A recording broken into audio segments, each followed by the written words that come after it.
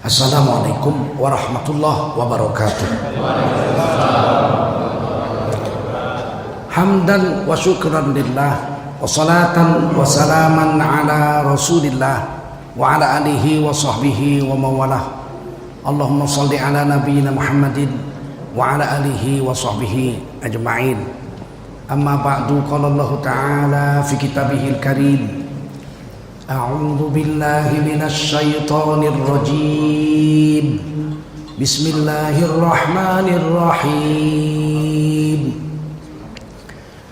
Alladzina amanu wa hajaru wa jahadu fi sabilillahi bi amwalihim wa anfusihim. Wajahadu fi sabilillahi bi amwalihim wa anfusihim a'zamu darajatan 'indallah wa ulaika humul faizun. Dan orang-orang yang beriman, mereka hijrah, pindah dari yang batil kepada yang hak, dari maksiat kepada taat, dari kegelapan menjadi cahaya terang. Wajahadu fi sabilillah, dan berjuang susah payah di jalan Allah dengan memakai harta mereka sendiri dan diri mereka sendiri. Maka Allah katakan a'zamu indallah, a'zamu darajatan indallah. Ini isim tafdil, derajat mereka paling agung. Tidak ada lebih agung dari derajat orang yang beriman, berhijrah, berjuang membela agama dengan harta dan diri. Dan distempel di ujung ayat, wa ulaika humul faizun, mereka adalah orang-orang yang sukses. Kalau orang Melayu bilang orang yang berjaya, orang yang telah berhasil dalam kehidupan dunia dan akhiratnya. Qala Rasulullah sallallahu alaihi wasallam, baginda Rasul bersabda, man kharaja fi talabil ilmi fahuwa fi sabilillahi hatta yarji. Baginda Rasul bersabda, siapa keluar untuk mendapatkan ilmu, orang itu adalah orang yang berjihad fi sabilillah sampai dia kembali ke tempatnya. Mudah-mudahan kita semua mendapatkan pahala jihad dari Allah SWT. Amin. Sadaqallahul azim wa sadaqa rasuluhun nabiyul karim wa nahnu ala dhalika minasy syahidin wasyakirin. Walhamdulillahi rabbil alamin. Bapak pimpinan PT PLN Pekanbaru yang dimuliakan Allah SWT, dan seluruh karyawan-karyawati keluarga besar PLN, jamaah Masjid Ad-Diya yang dimuliakan Allah SWT, wajiblah kita bersyukur pada Allah SWT. Salawat dan salam kita sampaikan untuk baginda Rasulullah sallallahu alaihi wasallam. Bicara soal syukur, ada dua kelompok manusia yang ulama sampai tahun 1000. Imam Ghazali rahimahullah ta'ala, seorang ulama yang diakui dunia, yang kitabnya diterjemahkan ke seluruh bahasa seluruh dunia. Imam Ghazali mengatakan, sampai zamanku ini tidak ada ulama yang bisa memutuskan siapa lebih dulu melangkahkan kakinya masuk surga, orang yang bersyukur atau orang yang bersabar. Kalau zaman Imam Ghazali aja sebegitu lama, udah sampai tahun 1000, tidak ada ulama bisa memutuskan, apalagi ulama kelas zaman sekarang. Kenapa? Karena bersyukur itu satu nilai yang sangat luhur di sisi Allah SWT. Tidak banyak orang yang bersyukur. Qalilan ma tashkurun. Kata Allah, sangat sedikit orang yang pandai bersyukur. Begitu hebatnya syukur itu. Sedangkan sabar, innallaha ma'as sabirin, sesungguhnya Allah beserta dengan orang-orang yang sabar. Bagaimana tingginya derajat orang yang selalu beserta dengan Allah. Tidak mungkin Allah beserta dengan orang-orang maksiat, orang-orang bejat, tidak mungkin. Kalau Allah sudah menyertai orang yang bersabar pagi, siang, malam, pasti derajatnya tinggi sekali. Dan memang manusia itu antara ujiannya, kata Nabi, antara sabar dengan syukur. Sungguh beruntung orang mukmin. Karena kalau dia dapat ujian dari Allah, dia bersabar, dia mulia, Allah bersamanya. Jika dia mendapat nikmat, dia bersyukur, dia mulia. Karena Allah menambahi nikmat yang lebih banyak kepada orang yang bersyukur. Wa sayajzillahu syakirin. Allah senantiasa nambah kepada orang yang bersyukur. Hari ini kita tidak bahas sabar, kita bahas syukur. Kenapa sih kita orang Islam harus bersyukur? Karena Allah perintah pertama. Washkuruli wala takfurun. Ini perintah Allah. Syukurlah kamu kepadaku. Syukurlah kamu kepadaku. Wala takfurun. Itu sebetulnya ada ya mutakalimnya yang hilang itu. Wala takfuruni. Harusnya begitu itu ayat itu. Tapi hilang ya-nya itu dihilangkan sehingga wala takfuru. Harusnya wala takfuruna, tapi ternyata tidak. Barisnya tetap wala takfuruni. Walaupun iya pembicaranya itu dihilangkan, tapi orang sudah tahu wala takfurun artinya itu jangan kau kafir atau mengingkari aku. Washkuruli, bersyukurlah kamu kepadaku. Wala takfuruni, harusnya begitu. Dan janganlah kamu mengkufuri aku.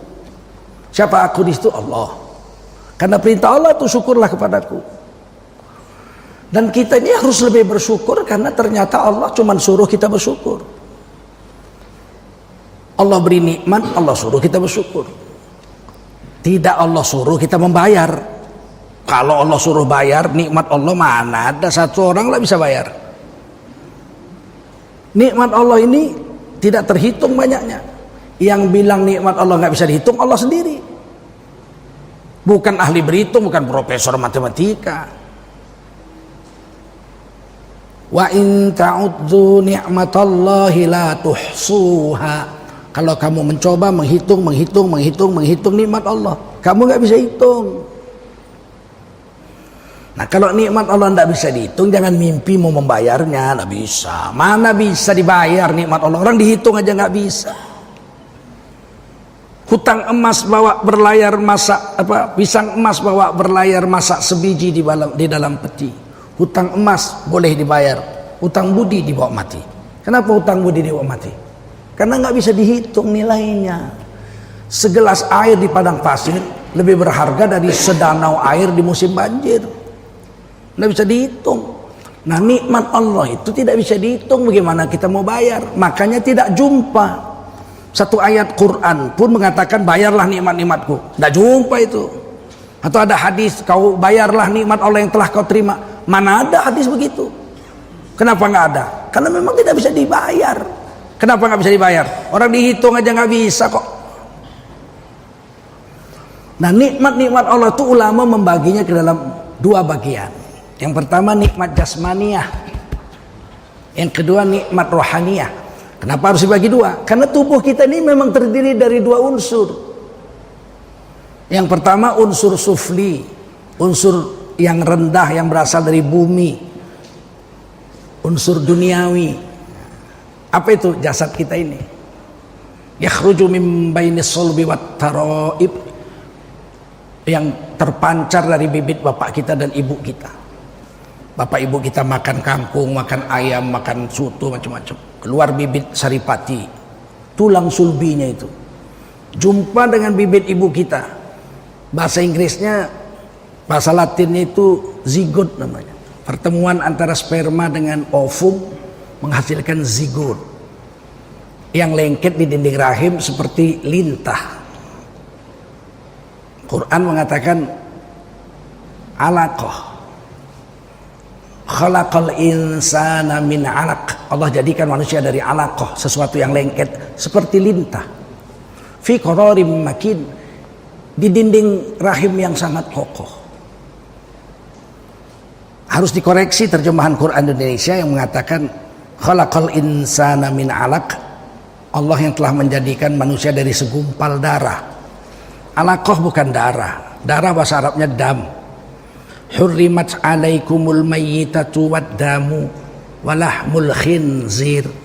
Allah telah mengharamkan kepadamu bangkai, darah, dan daging babi. Kalau kita naik haji tamattu, kita wajib bayar apa? Dam, sembelih hewan, alirkan darah. Tidak ada kejadian manusia dari darah, tapi dari alaqah. Nah, kita dijadikan dari alaqah, jadi terus berkembang 4 bulan kata Nabi. 120 hari 4 bulan. Arba'ata ashhur. Udah lengkap tuh, udah ada kepala, udah ada tangan, udah ada kaki, udah ada jari-jarinya, udah ada otot, daging, tulang, udah ada kulit, sudah lengkap kayak boneka itu, udah berbentuk tanpa ruh. Subhanallah. Berkembang, besar, tumbuh, sempurna tanpa ruh. Siapa yang buat? Allah. Tsumma sawwahu. Kemudian Allah sempurnakan bentuk jasadnya di dalam rahim ibunya, kata Rasulullah 4 bulan. Wa nafakha fihi min ruhih. Kemudian Allah tiupkan ruh. Ruh ini beda dia. Ruh tidak dari bumi. Ruh dari alam arwah, dari langit. Dibawa malaikat dalam sebuah bejana daripada nur, dibawa turun ke bumi, ditiupkan Allah masuk ke dalam rahim ibu yang ada tubuh kita itu. Bukan ke rahimnya, ke tubuh kita yang di rahim ibu itu. Begitu ditiup ruh, fa ahyakum, langsung serentak dengan ditiupkan ruh, kamu hidup. Nah, kita lihat tsumma sawwahu, kemudian Allah sempurnakan bentuk jasadnya. Hu, domirnya ghaib, orang ketiga tunggal. Wa nafakha fihi min ruhih, kemudian Allah tiupkan ruh daripada langit, daripada sisi Allah ke dalam jasadnya itu. Begitu ruh ditiup, apa kata Allah? Wa ja'ala lakumus sam'a, Allah jadikan kamu as-sam'a, bisa mendengar, wal absar, bisa melihat, wal afidah, bisa merasakan apa yang dirasakan ibumu di dalam rahim ibumu setelah ditiup ruh. Qalilam ma tashkurun, sayang sedikit di antara kamu yang pandai bersyukur. Ini nama bahasa Arabnya, istilah bahasanya, istilah linguistiknya iltifat. Dalam satu kalimat objeknya bertukar. Perhatikan, objeknya itu hu, tsumma sawwahu, kemudian Allah sempurnakan bentuk jasadnya di dalam rahim ibunya, wa nafakha fihi min ruhihi, kemudian Allah tiupkan ke dalam jasadnya itu ruh dari Allah. Begitu sudah ditiup, wa ja'ala lakum, dan Allah jadikan kamu berubah dari dia jadi kamu. Bisa mendengar, bisa melihat, dan bisa merasakan apa yang dirasakan ibu. Punya fuad, punya perasaan. Kalau ibunya gembira, anaknya otomatis lahir nanti jadi orang yang gembira. Kalau ibunya was-was, anaknya nanti lahir jadi orang yang was-was juga, pesimistis. Makanya bayi dalam perut itu dibentuk jiwanya oleh ibunya.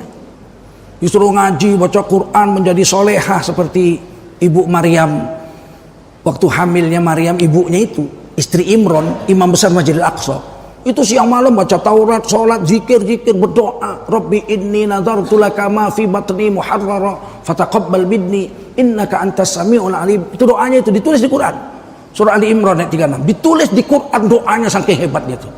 Wahai Tuhanku, sesungguhnya aku bernazar, bayi yang dalam perutku ini kalau lahir akan kusedekahkan 100% untuk membela agama. Enggak usah cari makan untuk aku, walaupun aku seorang janda, suamiku sudah mati, tidak perlu.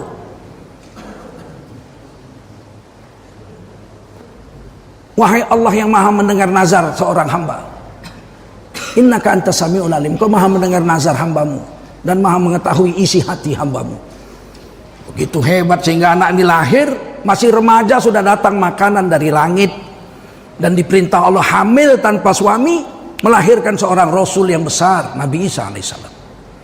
Sosok yang akan turun lagi dari langit ke-6, membunuh Dajjal.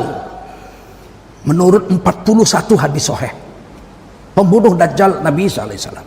Beliau turun tidak lagi jadi Nabi, tapi beliau turun menjadi umatnya Rasulullah SAW.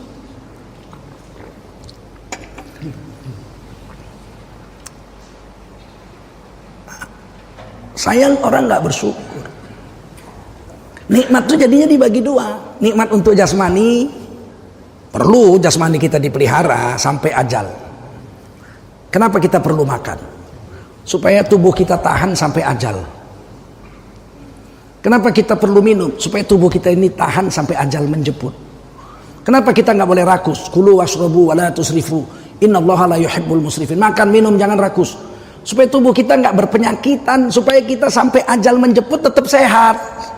Nggak encok, stroke, kolesterol tinggi, asam urat, kaki bengkak, jalan pengkor.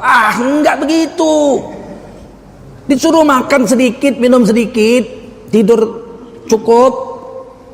Maksudnya supaya tubuh kita itu sampai ajal yang ditetapkan Allah sehat. Kayak Rasulullah tuh nggak pernah sakit wafat seminggu aja. Jadi aturan-aturan Allah buat itu untuk jasmani kita yang merupakan nikmat dari Allah tuh bagus, sampai pada ajalnya aman. Baru yang kedua, makanan yang diberi untuk rohani. Karena roh kita dari langit, makanannya mesti makanan dari langit. Kalau roh kita dibawa ke pantai supaya roh kita gembira, ke pantai lihat perempuan buka aurat, tidur guling-guling kayak buaya, itu bukan makanan rohani, itu makanan rohana. Itu makanan rohani itu yang dari langit. Paham? Hari ini kita rajin mencari makanan untuk jasmani, tapi melupakan makanan untuk rohani. Sehingga jasmaninya makmur, rumahnya bagus, mobilnya mewah, duitnya banyak, istrinya cantik jelita, servis lagi, solehah, dia masih selingkuh juga sama perempuan bekurap. Karena memang dia tidak beri makan rohaninya itu. Padahal yang mengendalikan jasmaniah kita ini rohani kita. Kenapa rohani yang mengendalikan jasmani? Karena kita rohani itu dari langit, malaikat dari sana. Kalau rohani mengendalikan tubuh kita, nanti kita pulang ke akhirat, kita di tempat yang beradanya malaikat-malaikat. Sedangkan jasmani ini, kalau mengikuti nafsu jasmani, nafsu hewan kita, yang mengikuti nafsu itu hewan. Dia nggak ada aturan, mamaknya pun dikawininya di depan bapaknya lagi. Lihatlah ayam itu, dikawininya mamaknya di depan bapaknya. Kalau kita ikuti model dunia yang hewani ini, mati kita nggak campur dengan malaikat-malaikat di akhirat. Kita campur dengan setan-setan, iblis-iblis. Nah, oleh karena itu kalau mau bersyukur, ulama membagi dua, nikmat dunia dan jasmani dan nikmat rohaniah. Nikmat jasmani ini Bapak Ibu gak usah khawatir, itu sudah ditetapkan oleh takdir Allah SWT, tidak akan berkurang satu pun, nggak berkurang. Kalau napas kita ditetapkan Allah 60 juta sedotan, 60 juta pas baru malaikat maut datang nyambut. Nggak mungkin baru 30 juta, lama kali kau hidup, cabut aja kata malaikat. Nggak mungkin, malaikat lancang begitu, nggak mungkin.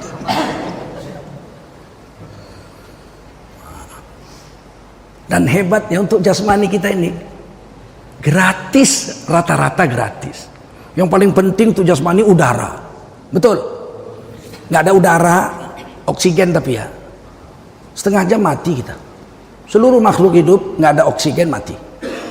Yang di bumi malaikat nggak peduli, dia malaikat nggak perlu dia oksigen. Dia bukan makhluk bumi, malaikat makhluk langit.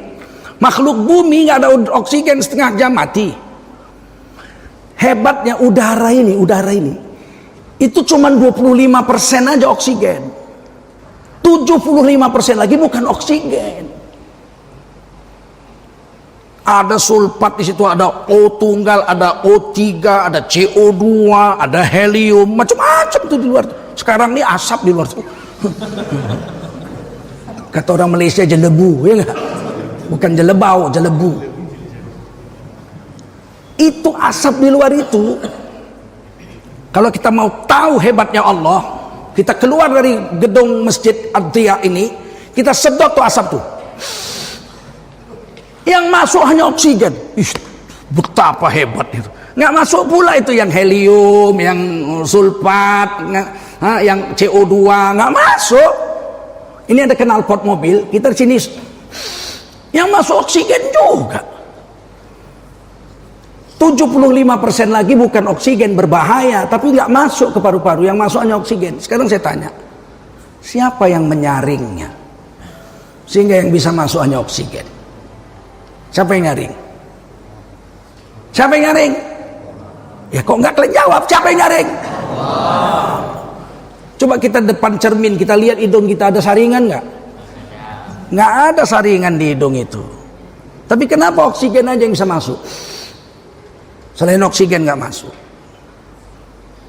Mesti ada yang membagi rezeki, yang membagi oksigen itu, ya kan? Ada yang bagi. Siapa yang bagi? Allah. Asistennya siapa? Malaikat Mikail namanya. Orang Inggris menyebutnya Michael. Itulah kerja Michael itu. Kerja malaikat Mikail itu. Sedotlah. Oksigen. Yang lain nggak bisa nyingkir. Itu kerja malaikat Mikail. Dan itu udara gratis. Yang paling penting jasmani itu gratis. Kalau bayar coba, dipasang malaikat saringan di dada kita, meteran. Macam PLN, cicit. Begitu sudah mau jatuh tempo bunyinya, titit.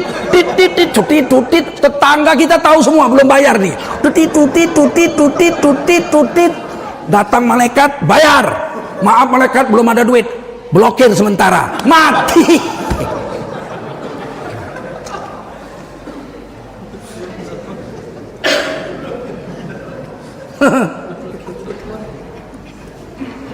Pantas nggak kita bersyukur kepada Allah?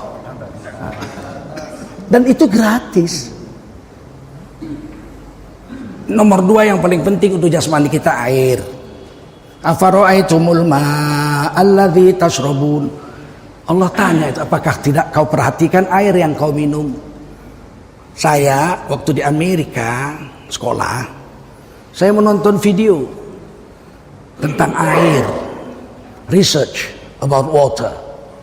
Saya jarang nonton TV, perempuan joget-joget itu nggak mau saya. 27 tahun kawin nggak ada televisi di rumah saya. Tapi saya nonton yang begitu-begitu. Masya Allah. Air. Satu orang profesor bawa gelas tabung kecil. Pagi-pagi dia sebelum matahari terbit, dia ambil embun-embun di pohon-pohon.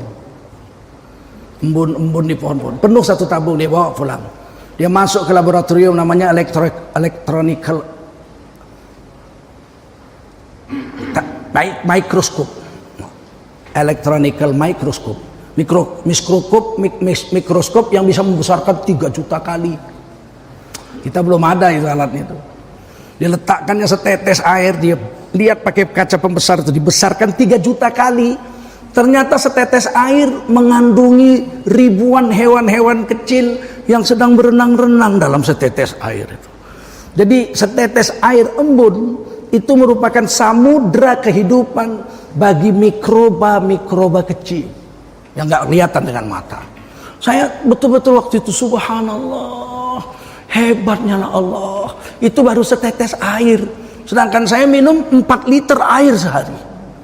Saya paling haus sebentar-sebentar minum saya. Di mobil aja minum bisa 4-5 botol. Berapa miliar binatang yang saya makan itu? Kalau Allah tagih 1 rupiah aja 1 ekor 1 rupiah. Jangankan direktur PLN, Presiden Amerika bangkrut kalau bayar. Tapi Allah bikin air itu gratis. Dan Allah tidak minta bayar. Allah cuma minta syukuri aja. Ambil air, ambil udara, syukuri. Pakai untuk ibadah sama Allah. Jangan dipakai untuk ngelawan Allah. Kamu orang yang bersyukur. Ditambahi nikmat lain lagi. Ayat itu disambung. A'antum anzaltumuhu minal muzni am nahnul munzilun. Apakah kamu yang menurunkan air atau kamikah yang menurunkan air itu? Ditantang sama Allah. Siapa menurunkan hujan?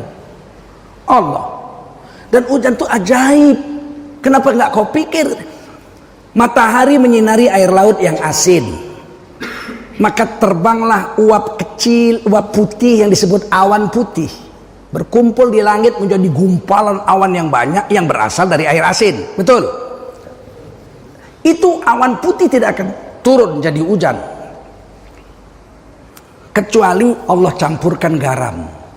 Maka Allah tiup lagi angin, meniup air laut bergelombang-gelombang memukul pantai. Pap, terbanglah butir-butir kecil air asin.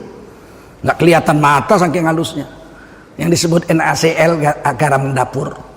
Itu jumpa dengan awan putih itu di langit, berubahlah awan putih menjadi awan hitam. Baru Allah naikkan dia, ditiup ke atas supaya lebih dingin, karena di atas itu suhu minus. Berubah dia jadi butir-butir air dan turunlah hujan. Siapa yang nurunkan, kata Allah? 5 tahun atau 4 tahun yang lalu kejadian kebakaran hutan sini. Saya habis pemadaman itu makan semeja dengan kepala BNPB di rumah gubernur. Dia bilang, Mas, alhamdulillah Pak, berkat kerja keras kita akhirnya kita bisa membuat hujan. Hah? Saya bilang, hah? Iya Pak, kami buat hujan Pak, akhirnya turun hujan. Masya Allah. Saya bilang, bagaimana cara Bapak membuat hujan? Bukan saya tak tahu-tahunya saya itu. Saya nanya aja, bagaimana cara? Oh, kita ambil garam Pak, kemudian kita terbang pakai Hercules, kita semprotkan garam itu, NaCl itu, garam dapur, disemprotkan sehingga awan-awan putih itu berubah jadi hitam dan turunlah hujan. Oh, seandainya nggak ada awan putih, disemprotkan garam dapur jadi apa? Ya nggak jadi apa-apa Pak, katanya. Kalau begitu yang buat hujan kamu apa Allah Subhanahu Wa Taala? Dia terus tunduk, Allah Pak. Iya Bapak cuma nyemprot-nyemprot aja. Kalau nyemprot-nyemprot anak TK pun pandai ya kan? Siapa yang buat hujan? Allah. Hebatnya air laut asin, yang jadi awan putih tidak asin. Gumpalan-gumpalan garam yang ditiup angin itu asin. Turun hujan tidak asin. Lau nasya'u ja'alnahu ujajan falaula tashkurun. Bagaimana perasaanmu kalau air hujan itu kami bikin asin seperti asalnya air laut? Bagaimana, kata Allah? Apa kamu nggak bersyukur juga? Kalau air hujan itu asin kayak air laut seperti asalnya, maka matilah seluruh pohon sedunia. Nggak tahan pohon kena air garam, mati dia. Kalau mati pohon-pohon, berhentilah oksigen.